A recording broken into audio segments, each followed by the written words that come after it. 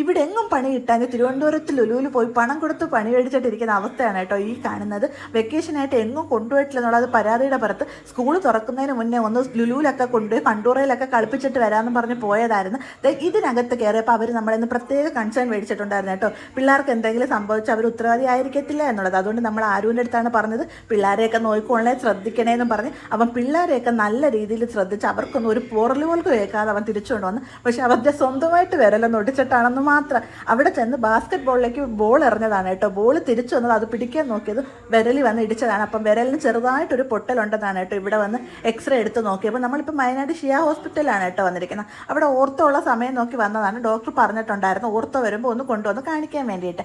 അപ്പം വന്ന് എക്സ്റേ എടുത്ത് നോക്കിയപ്പോഴത്തേക്ക് വിരലിന് പൊട്ടലുണ്ട്, ബാൻഡേജ് ഇടണമെന്നാണ് പറയുന്നത്. അപ്പം നമ്മൾ ബാൻഡേജിൻ്റെ സംഭവമൊക്കെ വാങ്ങിച്ചു കൊടുത്തിട്ട് അവിടെ വെയിറ്റ് ചെയ്യണം. സിസ്റ്റർമാർ അതൊക്കെ എടുത്ത് വെച്ചിട്ടുണ്ടായിരുന്നു. പക്ഷേ ഡോക്ടർക്ക് ഒരുപാട് പേഷ്യൻ്റ് ഉണ്ടായതുകൊണ്ട് ഡോക്ടർ വരാൻ ലേറ്റായി. നമ്മൾ കുറച്ച് അധിക നേരം അവിടെ വെയിറ്റ് ചെയ്യേണ്ടി വന്നു കേട്ടോ.